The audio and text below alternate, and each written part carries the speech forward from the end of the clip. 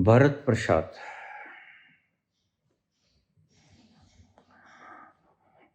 बाबा जी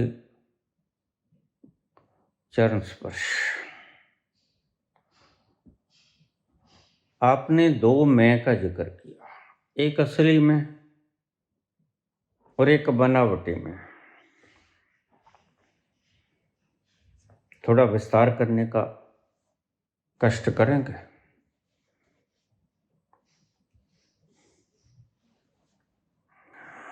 नकली मैं जो तुमने बनाया, असली में जो शुरू से है, आद सच जुगाद सच है भी सच, नानक होसे भी सच, जो सदा से है, जिसे हम सनातन कहते हैं। सनातन कोई धर्म नहीं, सनातन उस अस्तित्व का नाम है जो सदा से है।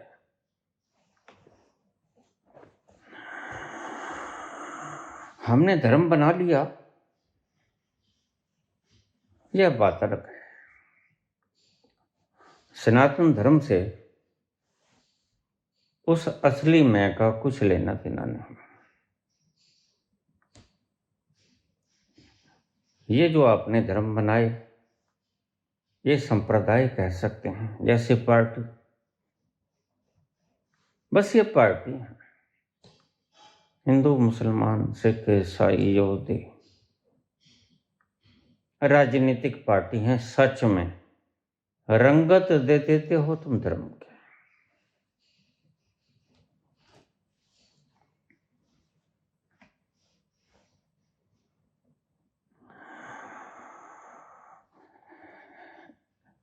एक लक्षण सुन लेना, जब तक नकली मैं है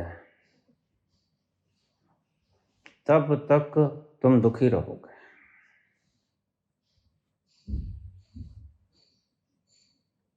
नकली मैं एक विजातीय द्रव्य की तरह है, फॉरेन मटेरियल।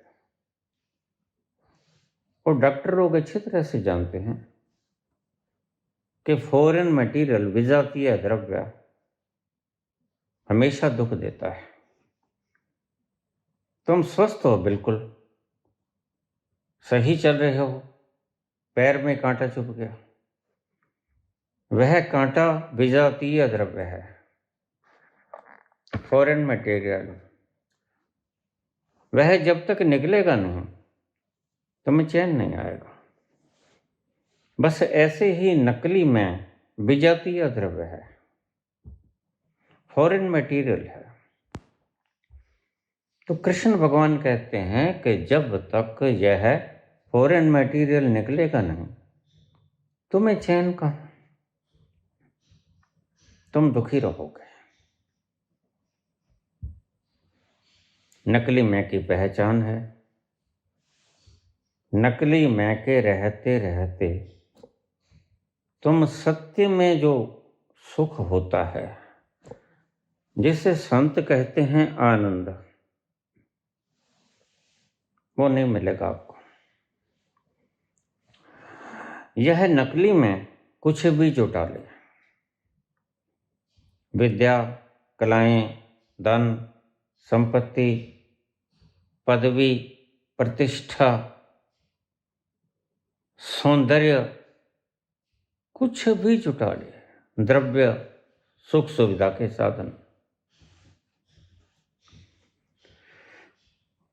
जब तक नकली मैं है।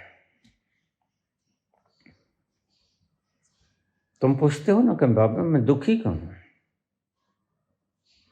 बहुत से प्रश्नों का जवाब मेरे प्रत्येक प्रसंग में आपको मिल जाएगा। एक प्रसंग के ऊपर शायद मैं कभी बोला हूं, बहुत से प्रसंगों को इकट्ठा करके मैं बोलता हूं, इसलिए वीडियोज लंबी हो जाती है। आप समझते हो एक ही प्रसंग पे बोला है, बहुत प्रसंगों पे बोला, और जितनी आपने सुनी बाकी आप चूक गए। बाकी भी प्रसंग थे, उनके फिर आप सवाल करोगे फिर से। जिन प्रश्नों के जवाब मैंने दे दिए उस वक्त में जो आपने सुने नहीं, अब प्रश्न आपके गिरेंगे नहीं।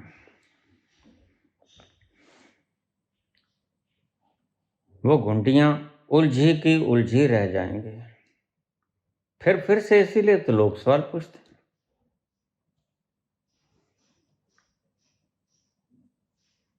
और मैं अच्छी तरह से जानता हूं कि मैं इनके जवाब दे चुका। कई बार मुझको खुद भ्रम हो जाता है, ये बात अलग है, क्योंकि बातें इतनी इंटरमिंगल्ड हैं कि किस बात का कैसे जवाब में घुमा फिरा के दे गया, वह सब उलट पुलट हो जाता है। सब पता नहीं चलता मेरे को मैं किस बात का जवाब कैसे दे गया। नकली मैं जब तक रहेगा, इसका लक्षण है कि तुम दुखी रहोगे।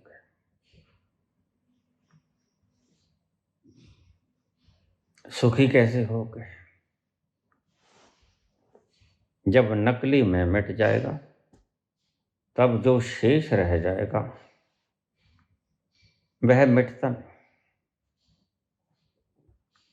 और उसी को भगवान कृष्ण कहते हैं कि जो मिटता नहीं वह असली मैं है। और उसी को भगवान कहते हैं कि तू मेरी शरण में आ जा।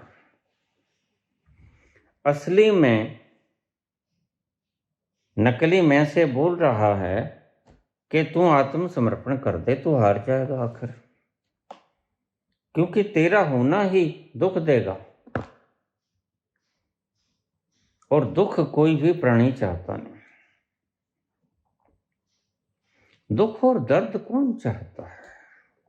सुख और संपत्ति सभी चाहते हैं। सुख और ऐश सभी चाहते हैं। कृष्ण कहते हैं इस दुख देने वाले मैं को तू अर्पण कर दे मुझे। अब मजबूरी है भाषा की, समझाएं भी तो समझाएं कैसे? भाषा को ही लेना पड़ेगा समझाने के लिए। और भाषा के अलग अलग अर्थ होते हैं और कई बार तो विपरीत अर्थ होते हैं।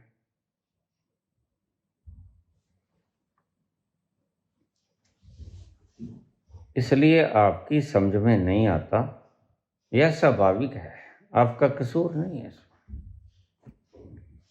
क्योंकि आप भाषा के द्वारा समझने का प्रयास करते हो।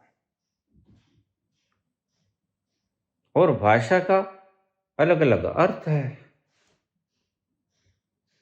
कृष्ण कहते हैं कि तुम नकली मैं को मेरे अर्पित कर दे। कृष्ण कहते हैं अपने दुख मुझे दे दे, मैं तुम्हें असली सुख दे दूंगा। तू असली दुख मुझे दे दे, मैं तुम्हें असली सुख दे दूंगा। सर्वधर्माण परित्यज्य। और दुख क्या है? धर्म दुख है। चौंको मत। इस धर्म ने बड़े बड़े वीर गति को पहुंचाती है।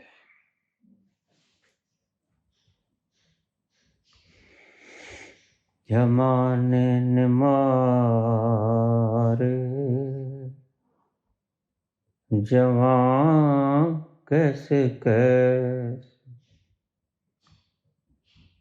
जमी खा गई आसमां कैसे कैसे, जमाने ने मारे जवान कैसे कैसे, जमी खा गई आसमां कैसे कैसे। तुम्हें जमीन तो दिखती है, आसमान तो तुम्हें दिखता नहीं। कहाँ दिखता है आसमान? ढूंढोगे तो पाओगे नहीं। तुम्हें लगता है थोड़ी दूर, जब गाड़ी में बैठे होते हो, कहीं दूर धरती से आसमान मिल रहा है, लेकिन मिलता कहीं भी नहीं। आप आगे आगे चले जाओगे, धरती से आसमान कहीं नहीं मिलता। बस ऐसा ही नजारा है नकली मैं का और सुख का। नकली मैं सुख कभी नहीं देता। सुख मिलता है असली मैं से।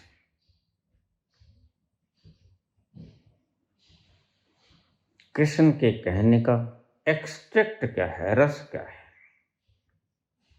जिसे उपनिषद ने कहा रसो वैसा, उसका रस पी लो। रस क्या है? तुम वह हो जाओ, वह मैं हो जाओ, जैसे कृष्ण कहते हैं कि जिसके अर्पण हो जाओ।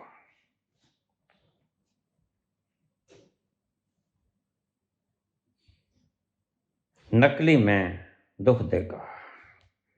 नकली मैं को अहंकार कहते हैं हमारी भाषा में, इल्यूजन कहते हैं। नकली मैं मिथ्या है, वो है नहीं, ब्रह्म है। असली मैं सत्य है। नकली मैं कभी पैदा हुआ था, ये भ्रम कभी पैदा हुआ था। मैंने पत्थर से भगवान तक की यात्रा में बताया कैसे पैदा हुआ।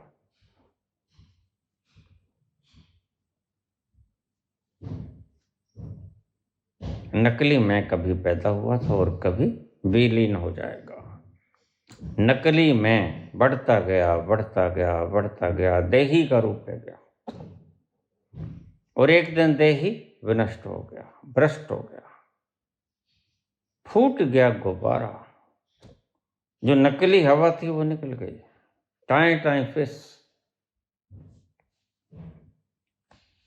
नकली मैं का ये हाल है।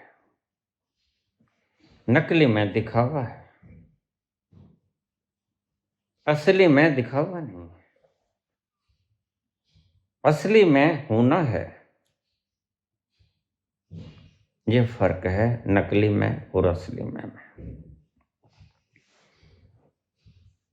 नकली मैं को तुम बनाते हो, भूल से बनाते हो, ये बात अलग है।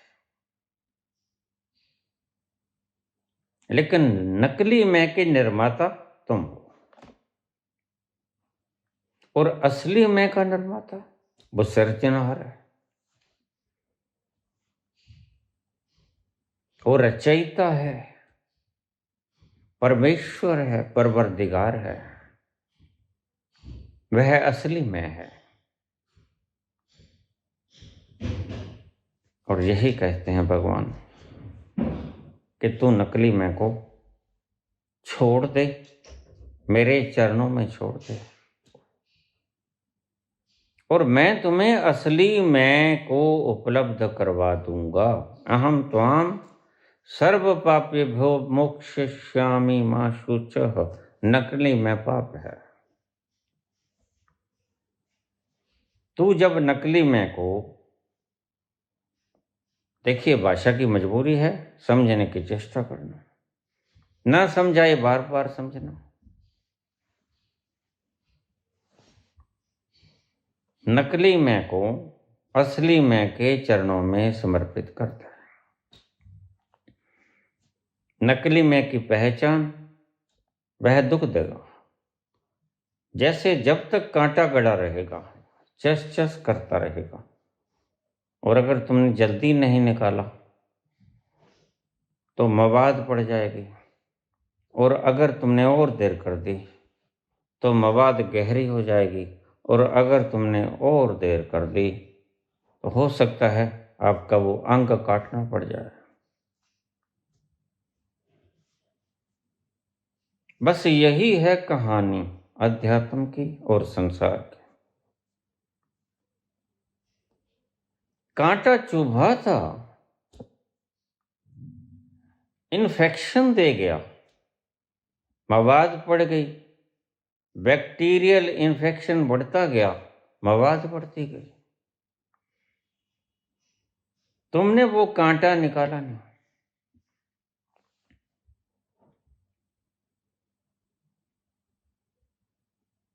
और आज वो बढ़कर महत फोड़ा बन गया, कैंसराइटिस हो गया, गैंग्रीन हो गया।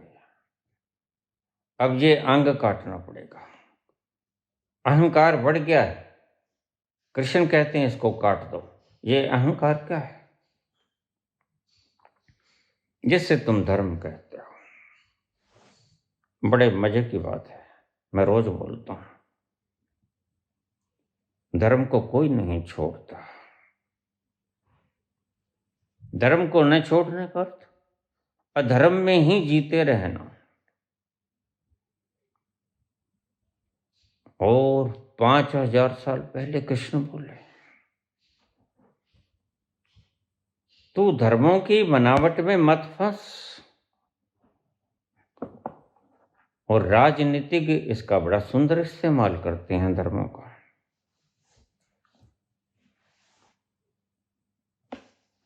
झूठ के बल पर। धर्म खुद एक झूठ है, दुख है, कांटा है, विजातीय द्रव्य है, फॉरेन मटेरियल है। इसको निकालना ही शुभ है। टेढ़े मेढ़े अर्थ कर लेते हो। ये तथाकथित ज्ञानी लोग, जिनको आनंद का दर्शन भी नहीं हुआ, विलीन होना तो बहुत दूर की बात है, वह गीता के रहस्यों का पदार्पण करते हैं, उजागर करते हैं। और इनके चेहरों पर कोई खुशी का लक्षण दिखाई नहीं पड़ता। इनके चेहरे पर साहस का लक्षण दिखाई नहीं पड़ता। ये डरपोक लोग हैं। बात करते हैं कृष्ण की, जो परम साहस के प्रणेता हैं, जो कहते हैं काट दे इनको।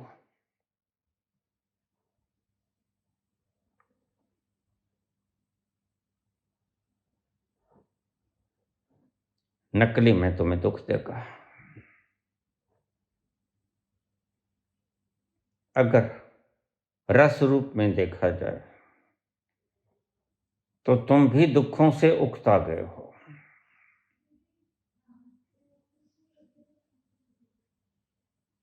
तुम भी इस दुख से मुक्त होना चाहते हो। रोज मुझे सवाल आते हैं, बाबा दुखी हूं, मुक्त होना चाहता हूं, मुक्त होना चाहती हूं। मैंने कहा क्यों? दुखी क्यों हो? बाबा ये मेरी लड़की बीमार है, ये मेरा लड़का बीमार है, मेरे कहे में नहीं चल रहा, शाम को दारू पी के आ जाता है।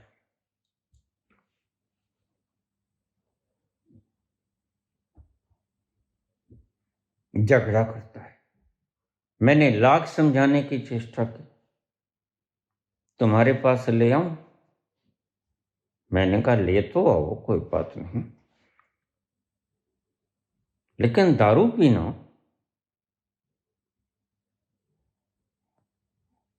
उसका एक संस्कार बन गया है। इतने वर्षों से पी रहा है, एक बार मेरे पास आने से क्या होगा? कोई जुगत लगाओ, दारू छुड़ा दो इसकी धीरे धीरे।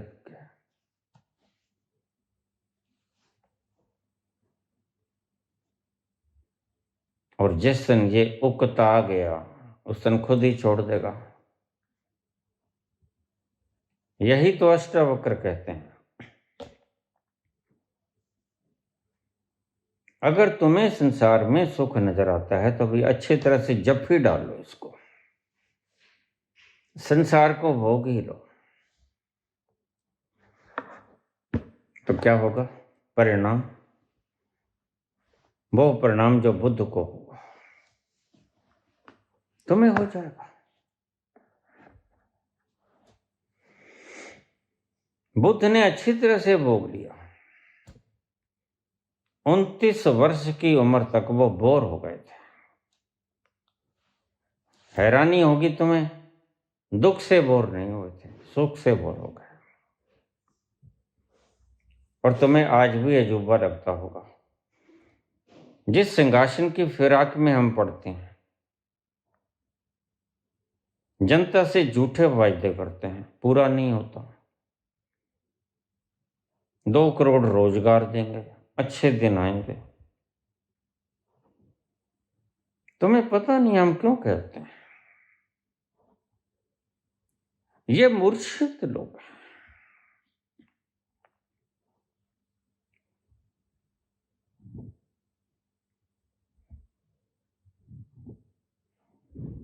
तुम वायदा करते हो, तुम खुद दुखी लोग हो। सुखी व्यक्ति ऐसे ऊट पटांग काम नहीं किया करता, राजनीति जैसे। सुखी व्यक्ति सिर्फ एक काम करता है, सुखी व्यक्ति एक मंत्र जानता है, जियो और जीने दो। लेकिन क्योंकि तुम सुखी नहीं, इसलिए तुम 1000 रास्ते खोजते हो। एक झूठ 1000 झूठों को जन्म देता है, क्योंकि झूठ तो झूठ ही होता है, उगड़ जाएगा पक्का पता है। और कोई नहीं जानता, तुम तो जानते हो। और अगर तुम नास्तिक हो तो ठीक, अगर आस्तिक हो तो इतना तो सोचो कि 2 आंखें तुम्हें लगातार निहार रही हैं, तुम कर क्या रहे हो। नास्तिक को भी निहारती हैं, आस्तिक को भी निहारते हैं। तुम्हारे प्रत्येक कृत्य का वह साक्षी है, हर पल हर क्षण। तुम्हारी खोपड़ी आस्तिक है कि नास्तिक है, उसे कुछ लेना देना नहीं। वह बहुत गहरे में बैठा हुआ तुम्हारा हर पल निरीक्षण करता है, वह कभी सोता नहीं। यही कृष्ण कहते हैं, जब तुम्हारा संसार सोता है तो मेरा योगी, जो मेरे में युक्त हो गया, योगी जो योग हो गया, मेरे साथ मिल गया, वह जागता रहता है। उस तत्व की तरफ इशारा है।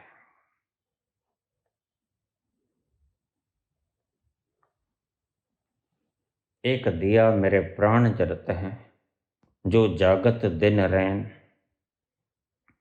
एक दिया मेरे प्राण जलत है, जो जागत दिन रैन। दिन भर रात, उसका ईंधन कभी खत्म नहीं होता। तुम क्या समझते हो इस सृष्टि का ईंधन खत्म हो जाएगा? कहां से आया, किसने बनाया? और तुम्हारी छोटी सी खोपड़ी जवाब दे देती है, और तुम उकता के कह देते हो तू है ही नहीं। यह उसकी विशालता का प्रतीक है कि तुम उसकी विशालता को, विराटता को देखकर इतने क्षुब्ध हो जाते हो कि तुम कहते हो तू है ही नहीं। भला ऐसा कारीगर कहां होगा? किसने बनाया होगा इतना सटीक? इतना मटेरियल कहां से लेके आया होगा? बस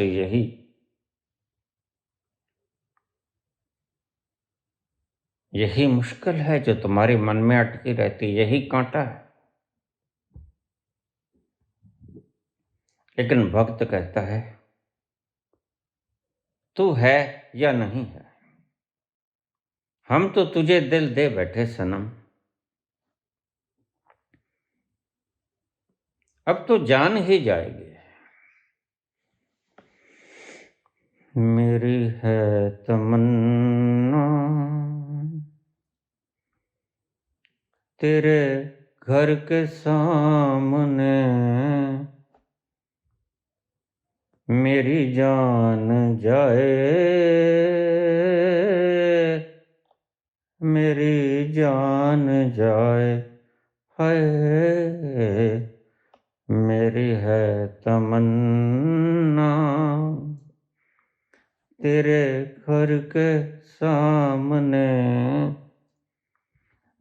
मेरी जान जाए, मेरी जान जाए, हाय मेरी है तमन्ना।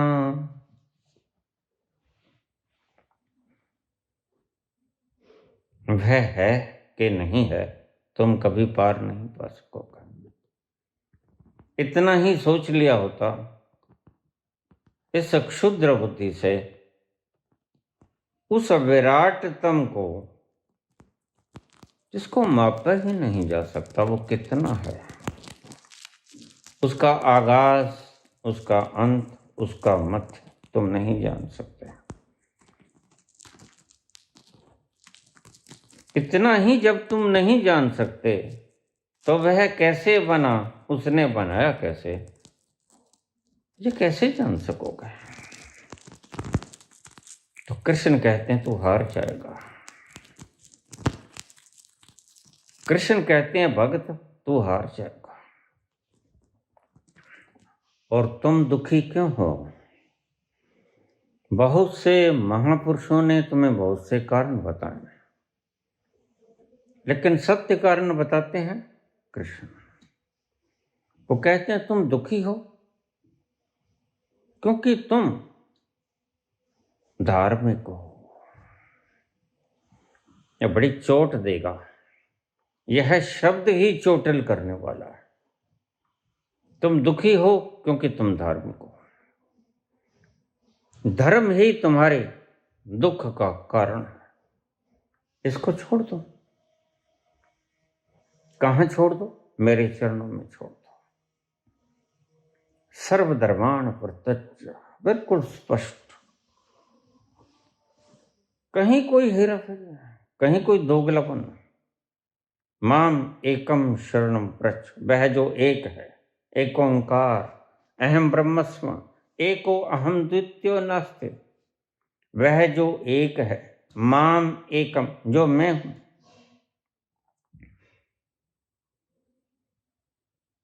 शरणम व्रज, उसकी शरण में आ जाओ। इस दुख के कारण मैं को, जिसको तुम नकली मैं कहते हो, शूद्र मैं कह लो, नकली मैं कह लो, मैंने शूद्र और ब्राह्मण का यही फर्क बताया। शूद्र वह जो अपने आप को शरीर समझता है, वह शूद्र। ब्राह्मण वह जो अपने आप को लिमिटेड नहीं रखता, किसी सीमा रेखा में बंधा नहीं। मंदिरों के निर्माण करने वाले और खुद मंदिर शूद्र हैं, क्योंकि बाउंड्रीज में बंधे। जो सीमा रेखा में बंध गया वो शूद्र हो गया। जो एक सीमित दायरे में बंध गया वो शूद्र है। कुआं भी शूद्र है और सागर भी समुद्र है, समुद्र भी शूद्र है। विराट चाहे कितना भी हो, लेकिन शूद्र है, क्योंकि सीमा रेखा में पड़ा हुआ है। उसकी सीमा रेखा कम है कुएं की, सागर की ज्यादा है।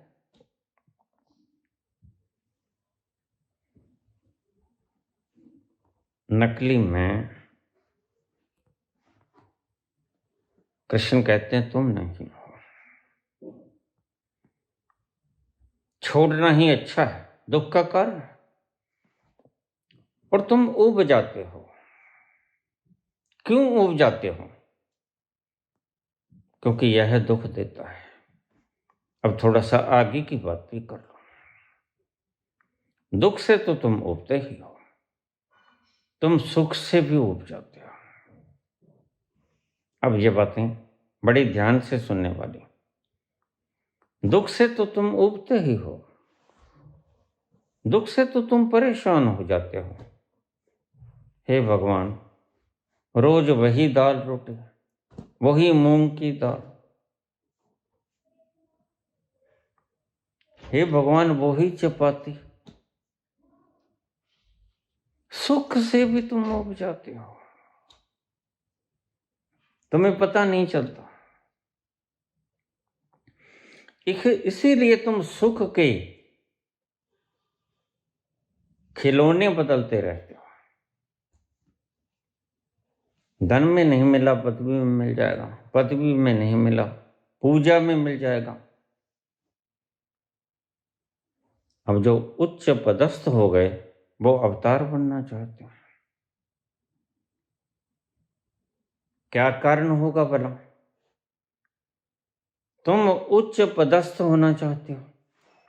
उच्च पदस्थ बड़े तरले मारते हैं कि मैं अवतार बन जाऊं। ये तुम्हारी बनावट,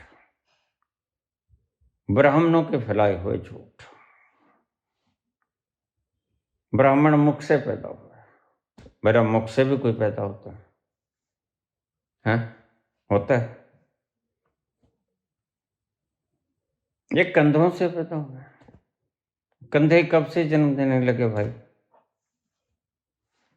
फिर कोई जांघों से पैदा होता है, वैश्य जांघों से पैदा हुआ,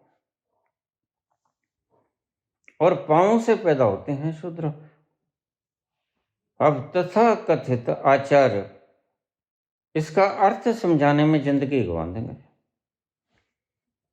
इस चीज का खंडन नहीं करेंगे कि यह बात गलत है। जो पैदा होता है वह पूजनीय है जहां से पैदा होता है। और सनातन बड़ा समझदार था। असल में जो सनातन है, जो तुमने बना लिया कुरूप, वो नहीं। जो असल में सनातन है बड़ा सुंदर है। जहां से तुमने जन्म लिया उसने उसकी आकृति बना ली। यह जो शिवलिंग है, लिंग किसको कहते हैं? तुम्हारे गुप्त अंग को लिंग कहते हैं। लिंग चिन्ह को भी कहते हैं, लेकिन उसकी मूर्ति देखिए। शिवलिंग को तो आपने कभी गौर से देखा? वह योनि और योनि के बीच में लिंग। आप गौर से देखा, फोटो खींच के ले आओ, मैं तुम्हें दिखला देता हूं। यहां से तुम पैदा होते हो, कोई मुंह से नहीं पैदा होता, ना मुंह से कोई व्यवस्था है जन्म देने की। यहां कोई गर्भाशय नहीं। यह मुंह है खाने के लिए है, बोलने के लिए है, बच्चे पैदा करने के लिए नहीं है। और जांघों में कहां है? कोई यूट्रस है इसमें? कोई स्पर्म जाने आने की जगह है? कोई अंडाणु यहां बनते हैं? क्यों मूर्ख हुए हो? कोई जांघों में ऐसा कुछ धरा पड़ा है?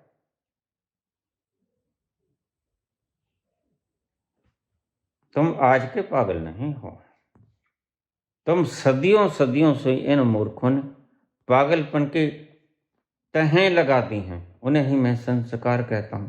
संस्कार तो तुम्हारे सुमेरु पर्वत जितने हो गए, और तुम बजाय इनको तोड़ने के रोज बढ़ाते जाते हो। अगर कोई तोड़ता है उससे बहसबाजी करते हो। तो मैंने सीधा सा रास्ता अपना लिया। भाई देखो, मेरा कोई निजी स्वार्थ नहीं है। मैं ग्राहकों को अट्रैक्ट करने के लिए नहीं बैठा हूं। कोई मेकअप नहीं किया है, कोई दाढ़ी काली पीली नहीं किया, जैसा है।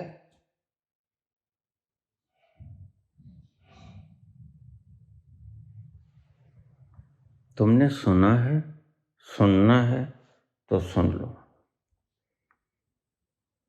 तुम स्वतंत्र हो। अच्छा लगता है, भाता है तो सुन लो, नहीं भाता है तो जो भाता है उसको सुन लो। मैंने कब रोका? तो सीधी सी बात, जो व्यक्ति कमेंट करता है, प्रश्न करता है, उसका जवाब तो मैं दे देता हूं। और अटपटे प्रश्न करता है, उसका जवाब मैं नहीं देता। प्रश्नों के जवाब देने के लिए मैं हूं। अगर गांठ वाकई ही लगी है, मुझे चाहे मुंह से खोलनी पड़े, गांठ खोल देता हूं। जैसे तैसे मैं तुम्हारी गांठों को खोलने के लिए बैठा हूं, क्योंकि गांठें टूटेंगी, खुलेंगी तो तुम मुक्त होगे। वो जंजीरें हैं तुम्हारी। और अगर तुम नहीं खुलवाना चाहते तो तुम स्वतंत्र हो, तुम्हें कौन लेके आता है। इसलिए मेरे ज्यादा फॉलोवर बनने वाले नहीं हैं। मैं जानता हूं और मैं चाहता भी हूं। और बाबा ने भी कहा है कि तुम बोलो, कम्यून मत बनाना भाई, इकट्ठ मत करना। उनके कहने का मतलब ये था। मैं यहां कोई ऐसा काम नहीं करता कि दीक्षा देते वक्त नाबालिग लड़कियों को कह दूं कि सतन भाई ढक के मत आया करो। ऐसा कुछ मेरे यहां नहीं होता, होगा भी नहीं। क्योंकि सिंपल वे से मैं 20, 25, 30 लोगों को बुलाता हूं, महीने 2 महीने में एक बार। जो बाबा हुक्म कर देते हैं उनको मैं बुला लेता हूं, और जो बाबा हुक्म नहीं करते वो आते ही नहीं, चाहने पर भी नहीं आते। अब ये तो उसकी इच्छा है। जिसने दीक्षित करना है, जिसने तुम्हारा भार जीवन का उठाना है, वो बुलाएगा तो मैंने कुछ नहीं करना। मैंने सिर्फ आपको दीक्षा दे देनी है, उससे शक्ति लेकर आप में प्रविष्ट करवा देनी। वो अपने आप काम करेगी। आगे वह जाने, आप जाने। एक दिन मैं तो न रहूंगा, लेकिन वो जिसने दीक्षा दी वो तो सदा से रहेगा। आपका गुरु कभी मरने वाला नहीं। नैनम छिदंती शस्त्राणि, नैनम दहति पावका, न चैनम क्लेदन्त्यापो, न शोष्यति मारुता। लाख तूफान आ जाएं, लाख भूकंप आ जाएं, लाख परमाणु बम चल जाएं, आग लग जाए, बाढ़ आ जाए, तूफान आ जाए, शस्त्र चल जाए, वह नहीं मरेगा जिसने आपको दीक्षा दी। और कबीर कहते हैं मैं न मरूं। उसी तल से बोल रहे हैं कबीर, जिस तल से बोल रहे हैं कृष्ण।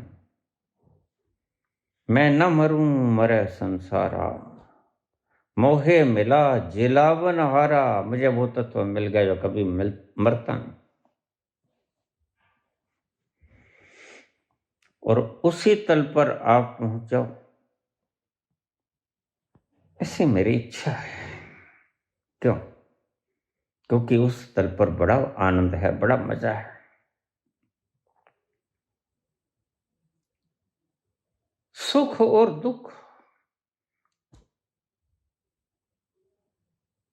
इनसे बहुत ऊंचे एक अवस्था है आनंद। और वह आनंद तुम्हें खुमारी में ले जाएगा। वह उसकी कृपा से आता है, तुम्हारे करने से नहीं आता। तुमने अब तक क्या किया? तुम इतने बड़े हो गए, शरीर के एक बाल भी तुमने खुद बनाया, बाकी तो छोड़ो। तुम इतने बड़े हो गए, सुंदर हो, सुडोल हो,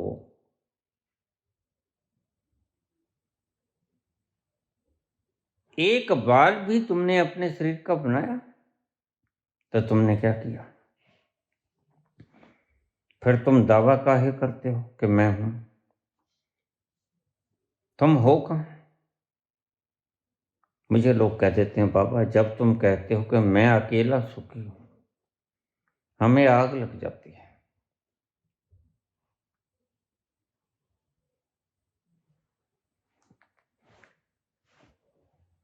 जब तुम कहते हो कि मैं अकेला सुखी हूं, सच कहते हैं हमें आग लग जाती है। वो आग लगती है तुम्हें। कंपटीशन का जमाना है भाई, और कॉम्पिटिटिव मन सोचता है कि यह मेरे से पहले ना पहुंच जाए। इसे ही कंपटीशन कहते हैं। मैं 2 नंबर पे नहीं रहना चाहता, 1 नंबर का। अमीर बनूं तो 1 नंबर, गद्दी नशीन बनूं तो 1 नंबर, और यहां तक तो यहां तक दुष्ट बनूं तो 1 नंबर। तुम जेलों में भी जाते हो, वहां भी कोई छोटी मोटी अपराध करके आता है, उसको पीटते हो। अरे हरामी, तू यहीं आना था तो कोई कत्ल बतल करके आता। मुझे बताया एक व्यक्ति जेल में गया, बहुत पिटाई हुई बाबा। मैंने कहा क्यों? तुमने तो कोई खास किया नहीं था, चोरी की थी। अरे बाबा, ये तो मैं कहता हूँ, अगर कोई कत्लो गार्त करके जाता तो शायद मुझे पूछते, और 10, 20, 50 लोगों को मारता तो लोग मुझे पूछते। मैं चोरी करके गया, बड़ा पीटा उन्होंने। अरे हरामी के हरामी, तू करके भी क्या है चोरी? तो पिट फिर अब। तो तुम 1 नंबर के दानी भी होना चाहते हो, तुम 1 नंबर होना चाहते हो, अपराधी भी तुम 1 नंबर होना चाहते हो। यहां 2 नंबर वालों की कोई गति जून नहीं होती। 2 नंबर वाले बेचारे जैसे तैसे जिंदगी को व्यतीत कर लेते हैं। तुम दुष्ट भी होना चाहते हो तो 1 नंबर, 2 नंबर नहीं चलेगा। बस तुम्हें इसी बात का दुख होता है, मैं तुमसे पहले कैसे पहुंच गया। पर कोई कारण नहीं, मैं कैसे पहुंच गया? ये अदना सा इंसान, गरीब घर में जन्मा, मुझसे पहले कैसे पहुंच गए? ये तुम्हारे अहंकार को ठेस दे देता है। वह जिसे नकली मैं कहता हूं, वह ठेस खाए ही रहता है। इश्क में हम तुम्हें क्या बताएं, किस कदर चोट खाए हुए हैं। इश्क में हम तुम्हें क्या बताएं, किस कदर चोट खाए हुए हैं। मौत ने हमको मारा है और हम, मौत ने हमको मारा है और हम जिंदगी के सताए हुए हैं। इश्क में हम तुम्हें क्या बताएं, किस कदर चोट खाए हुए हैं। मौत ने हमको मारा है और हम जिंदगी के सताए हुए हैं। तुम्हें दुख ही सिर्फ परेशान नहीं करता, तुम्हें सुख भी परेशान करता है। तो फिर तलाश काहे की है? सिर्फ मौत ही परेशान नहीं करती, तुम्हें जिंदगी भी सताती है। सुख और दुख दोनों सताते हैं तुम्हें। संत कहते हैं इन दोनों से पार हो जाओ।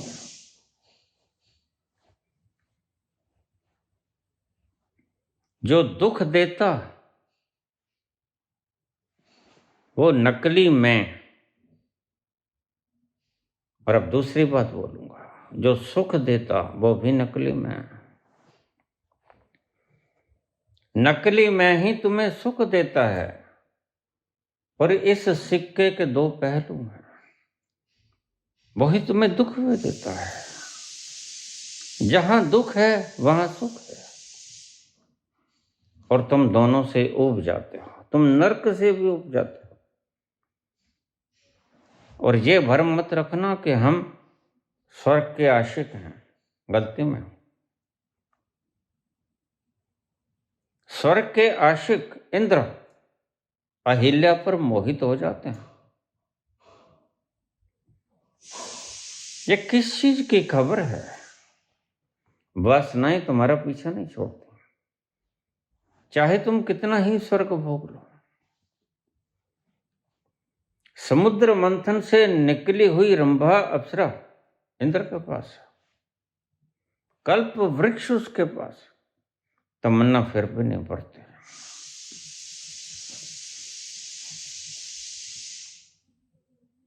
गौतम की पत्नी अहिल्या से जबरदस्ती करते हैं और आगे मूर्ख गौतम सत्य जाने बिना अहिल्या को श्राप दे देता है। ये कहानियां हैं तुम्हें समझाने के लिए, तुम इसके गहन अर्थ नहीं समझ सकोगे, इसलिए मैं कहता हूं इनको आग लगा दो। तुम सीधी सीधी बात को समझने की कोशिश करो, ये ऊट पटांग बातें तुम्हें समझ नहीं आएंगी।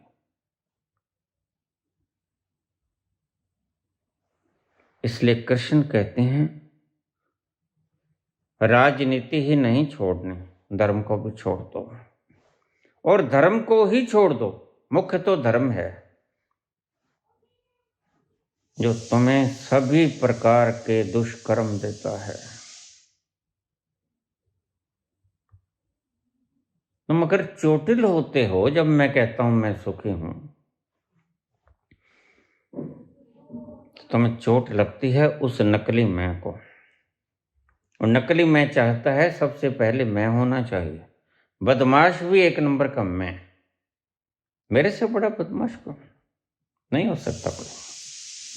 ये मेरे से पहले बड़ा बदमाश कैसे बन गया? तुम्हारे अहंकार को चोट लगती है, वह अहंकार जो प्रथम आना चाहता है, और हम तो बच्चों को सिखाते ही प्रथम आना। कक्षा में चले हो, देखो दूसरे नंबर पे मत आ जाना, और तीसरे नंबर पे तो बिल्कुल ही मत आ जाना। एक बच्चा घर आया, पिताजी से कहने लगा, पिताजी खुशखबरी है। क्या पुत्र? आज हमारी दौड़ लगी थी, रनिंग में मेरा तीसरा नंबर आया है। अच्छा, शाबाश। पीठ थपथपाई, खूब जोर से पीठ थपथपाई। शाबाश बेटे, किसी दिन एक नंबर पे भी आ जाना। जरा बता दो कितने भागीदार थे?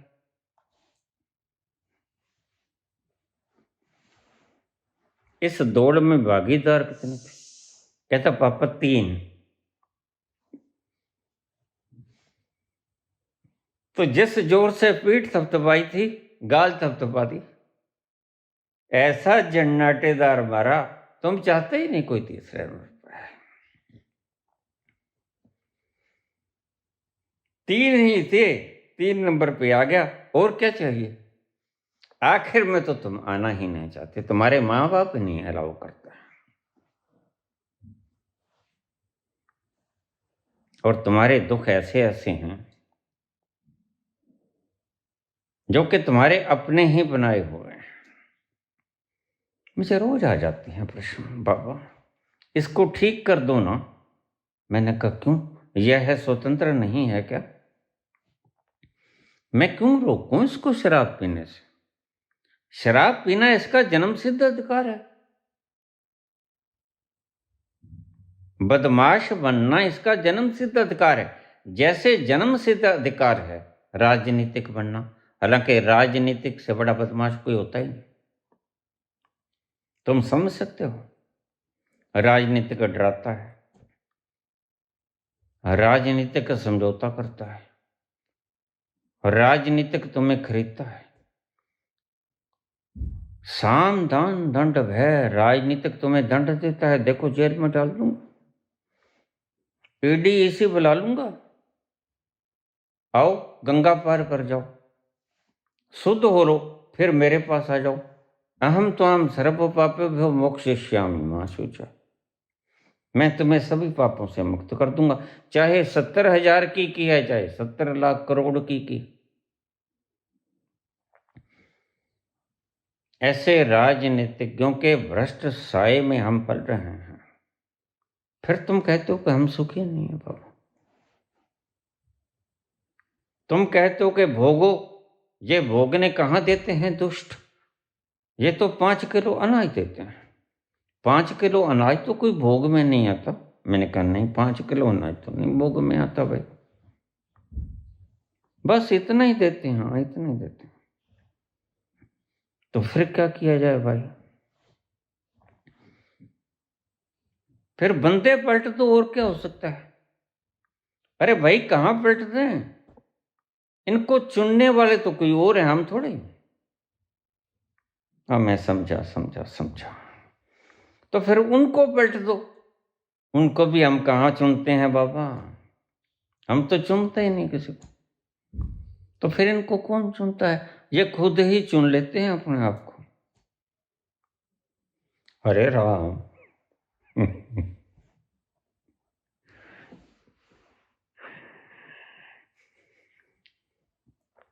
मौत ने हमको मारा है और हम जिंदगी के सताए हुए हैं, जाएं तो जाएं कहाँ?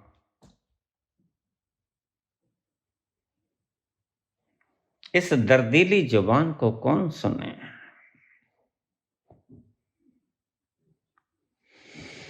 कौन सुनेगा? जिसको दुख हरने के लिए बुलाया था, जो छाती पीट के कहता था मैं करूंगा, कहां है वो?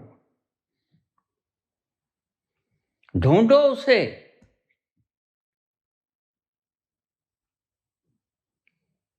कहां खो गया भीड़ में?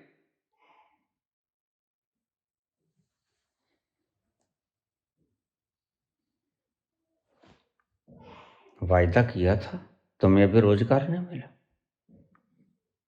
11 वर्ष हो गए। 11 तो 22 करोड़ रोजगार तो पक्के थे। ज्यादा कर देता मेहरबानी, क्यों नहीं किया? अच्छे दिन तो आ ही गए, जो कहते हैं उनके तो आ गए। इन भक्तों की भीड़ होती है, समझ लेना। कल मेरे पास किसी मित्र ने ध्रुव राठी की एक छोटी सी क्लिप भेजी थी। ऐसे नहीं भेजते मुझे, कोई काम की बात होती है तो भेजते हैं।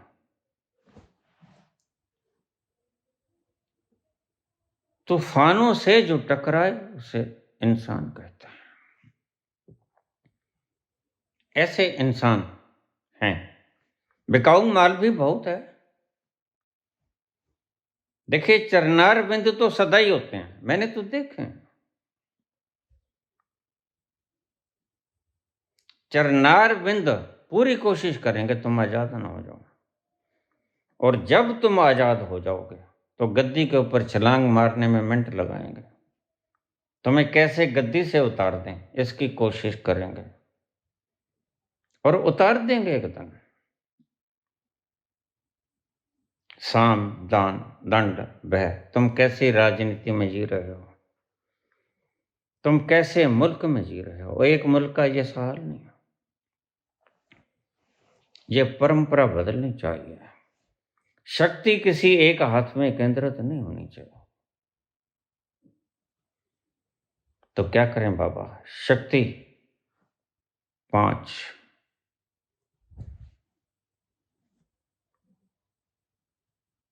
पंचे पावे दरगाह मान। 5 व्यक्तियों के हाथ में शक्ति होनी चाहिए। केंद्रीयकरण नहीं होना चाहिए, शक्ति का विकेंद्रीयकरण होना चाहिए। अगर हमने किसी एक के हाथ में केंद्रित कर दी तो वह इंसान है।